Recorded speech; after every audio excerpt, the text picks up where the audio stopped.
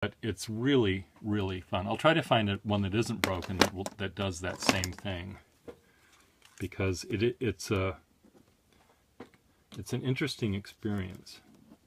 Okay, now this is very what I describe these pens as snappy, and they're just really an interesting experience. So just make little lines like this before you do anything else. And really, I don't think these I wouldn't draw with. These are the ones I would only do calligraphy with, because calligraphy is made up of standardized shapes that I know by heart. So I know I'll not fuck it up.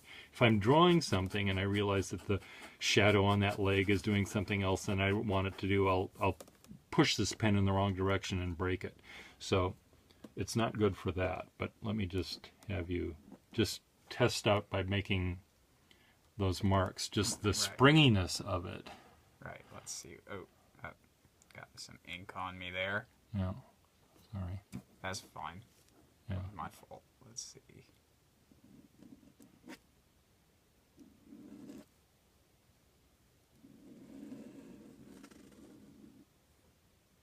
Oh, you're making another ghost. As is my wont. Yeah, Patrick is a ghost maker. Well, I find them. You find them. Yeah. You have to find them. Is this, so what did you think about this? Is this just too prickly for you, maybe? It's very smooth, but I would break it. Yeah, I would break it in 10 seconds. Watch, you're going to break it, but you don't get in the cap there. Okay. Now, this is a desk pen. It looks like you Frankensteined it a little bit. Well, I haven't. This is perfectly fine. This is what it's supposed to look like. But I have a number of desk pens that don't have bases. And rather than yanking the nib out and putting it in a fountain pen that I carry with me, I just leave these in the holders as is, because what's sort of nice about them is I don't have to worry about knocking the cap off when I'm drawing, and I can sort of move the pen around like this. And Saul Steinberg, by the way, I saw a video of him drawing, and we saw some Saul Steinberg drawings 2 days ago, and he actually holds the pen back here about this far back. Yeah. And it's really amazing that he can draw all of those detailed things with, this degree. So I think you might enjoy this pen, that kind of pen in your hand, because you hold the pen back. Yeah, you normally would hold a fountain pen back about 3 times further than most people do. And I think you'd enjoy this kind of a setup.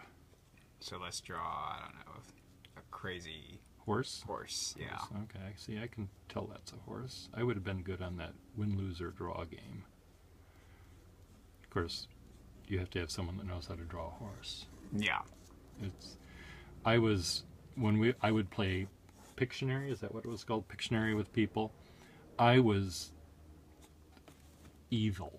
I was pure evil with that game. I would have my teammate try to guess what I was doing, and I would save.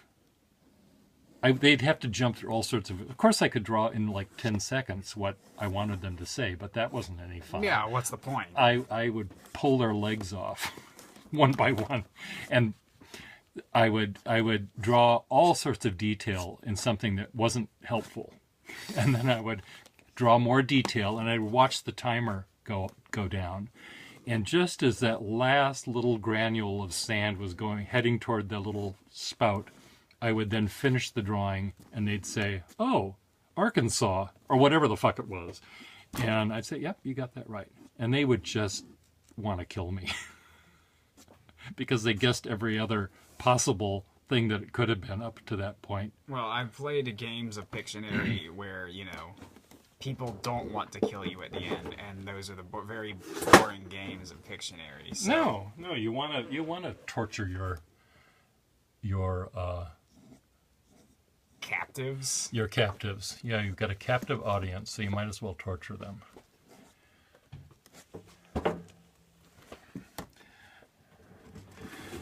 So we sort of added You on. added human feet. Well, I don't know how to draw horse feet, Peter. Horse feet are easier. It's the one thing I've never the learned. horse feet. That's a horse foot right there. It's a trapezoid.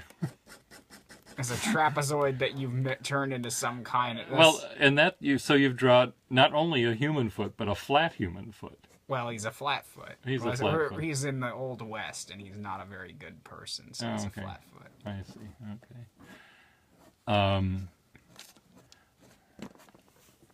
So what do you think about drawing with that shape of a pen or that length of a pen, where you have the ability to? Well, I like it because I can do things up here, even though it without reaching as far. And yeah. Well, what's nice about a desk pen for drawing is you do have the ability to move your hand back and forth with greater ease, without worrying about knocking the cap off or having the cap lip hit your finger and distract you. Yeah, one feels like the master of one's surroundings when one uses this pen. Okay. That's our QVC thing for today. Okay. The other thing that's neat about them is you are able to actually see what you're drawing. Yeah, because my hand's not getting in the way. Your hand is not clogging the view. And there are some people that are very good draftsmen, and some people that are very good calligraphers who hold the pen almost like this, where I can't see the pen point from where I'm sitting. So I have to bend my head way over here like this. And, well, you can't see me doing that, but I'm bending my head way over here like this, and I'm looking underneath my thumb to see that if I'm spelling the word right, or making my crosshatch belong where it's supposed to go. So I normally draw with my hand maybe a little bit further back than I do when I'm writing. Because when I'm writing, I don't really need, if I'm not doing calligraphy, I'm just writing something, I don't really need to see what I'm doing as much. But when I'm drawing, it's nice to push the nib further forward. Now we're going to give you this pen to try. This is a slightly stub nib pen. So it's made more for calligraphy. It's made, well, it may not have been made for a calligrapher. It was made for people that just like to write really big fat words. Oh, I see. And but for drawing with it, this is very similar to a reed pen. A wooden reed pen that has a square cut on it. And you do have to hold the pen, or be a little bit more mindful of how you hold the pen so that both halves of the tines, the nib, are touching. But once you get that under your belt or in your brain, now we're drawing a mouse, it looks like. Yeah. Long-haired mouse with a mohawk or something. With the eternal flame. Butane, Yeah, butane. Butane. Butane. It's a bluer flame. We watched the casket salesman scene from the movie The Loved One, and Liberace is the casket salesman, and it's so funny. Every one of you should watch it.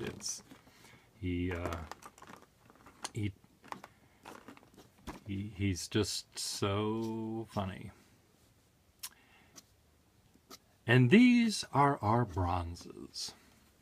They're not only waterproof and moisture proof, they're dampness proof.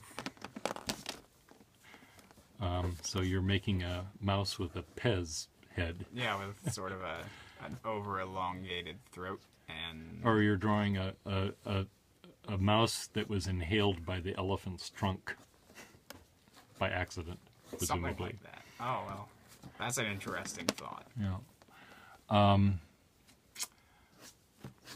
So what do you think about, that pen, because of its shaped Do you find that that's restricting you in any way? Not making at all, you no. want I to draw in a certain way? Okay. I like it pretty well, actually. Yeah.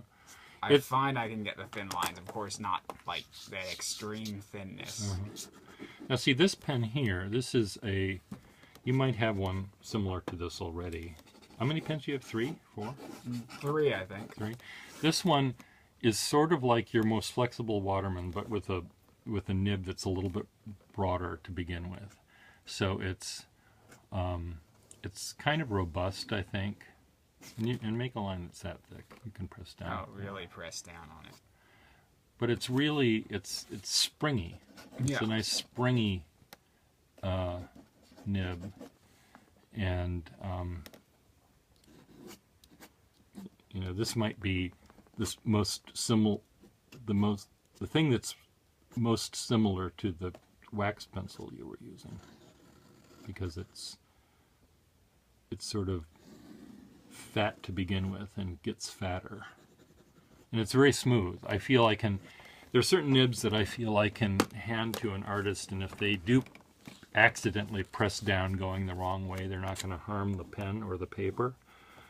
You'll know immediately that you're doing something wrong, but you can do it without fear, almost. So before you got an old pen from me, you had used platinum pens? Is that Platinum Preppies. Nice pen. And you still use them. Yeah, I still use them. I saw you using them. Don't tell anyone he was using them at the Museum of Fine Arts, which they don't allow. They don't pay attention. They don't pay attention. They don't allow the pens, but they don't pay attention. And they went to the same school of paying attention as did the TSA people that let him on an airplane with a box cutter. Now that you actually probably shouldn't say, because then they'll know who I am, and they'll be on the lookout for me.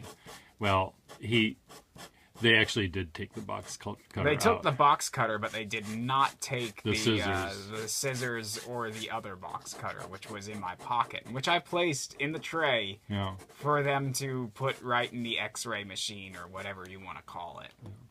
Well, there would have been a time a few years ago when you would have been hauled off to Guantanamo and left there, I suppose, without, or at least so for much a as cavity search. Well, putting a box cutter in a cavity sounds like you're looking for trouble. Are those teats? Oh yes. Okay, and there's the Cyclops that belongs to them. I didn't realize that this was... The Cyclops belongs to the teats and not the other way around. Okay. We are all servants of the teat. Well, your Madonna-ishness and I'm learning a new side of you. I'm like Madonna. Well, no, it's just your thoughts on about everyone should love a Madonna and child because it's a Madonna and child. Well, or at least that was the prevailing thought. That was what the art dealers of the time used. You don't want to hang this Christ Pantocrator in your living room with the scowly eyes and the lightning bolts. You want to have this nice, pretty picture of the Virgin and the Babe. Well, I mean, it also extended to other things. I mean, if you look at Donatello's David, for example, I mean, you can sort of tell that the Medici, I mean, they didn't want victorious, strong David. They wanted pretty David. Yeah. They wanted pretty boy David. Yeah, well, and they wanted pretty boy David with a very phallic feather climbing slowly up his thigh. Okay. And I mean, I have to look at that picture again. Yeah, you do, because he's wearing boots, but he's not wearing anything else other than the helmet, you know? Well, I know that he's pretty naked there, but... I mean, he's erotic. Yeah. He is an erotic David. And David's pretty erotic. Yeah, there's that whole Bathsheba episode.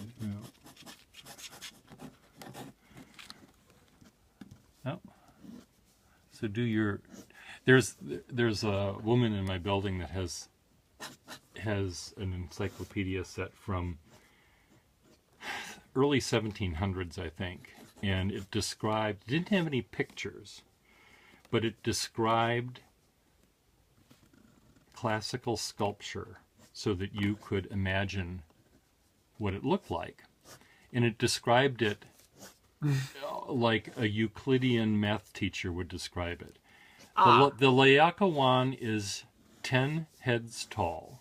Ah, yes. It is 5 heads wide. Well, whose heads? Well, the head of the sculpture. So you're supposed to imagine a head of a sculpture, but it's 10 heads tall. So Well, I don't know how big the head of the Laocoon it doesn't make sculpture. any difference. It's a head, a circle, 10 circles tall. Okay. So you draw this thing that's 10 circles tall. Right. That's 10, and it's 6 circles wide. So except they use the word head, I think, Right. in this particular case, and 3/4 the way down is a snake, and it just described it rather than someone saying, a writer describing it. The Laocoon is this muscular man who's being strangled by slithery snakes.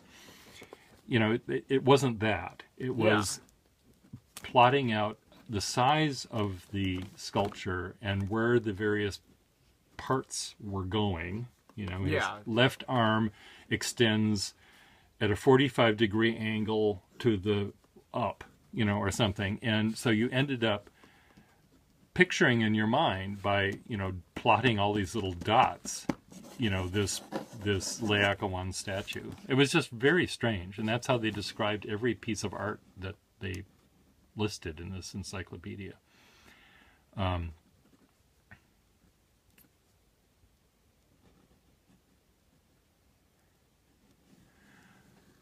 Today we're going to be heading out to the Gardner Museum in Boston, and we're waiting on another friend of ours to join us, and we'll have fun with that. So Patrick, by just looking at these pens, you could imagine why I have to have every single one of these, don't you? Oh, yeah, I imagine exactly why. Because they're all different, and they all make one draw in a particular way. They're all right for different drawings. For different drawings. And I think that there's probably, I could do 90% of the artwork I do with maybe only 1 or 2 pens, but that's not as much fun as having 3,000 of them. No. And but I do often, a flaw that I have learned is I often will take maybe 8 pens with me when I go out drawing with the Urban Sketchers, and I spend more time deciding what pen I'm going to use rather than just getting right down to drawing. So I should learn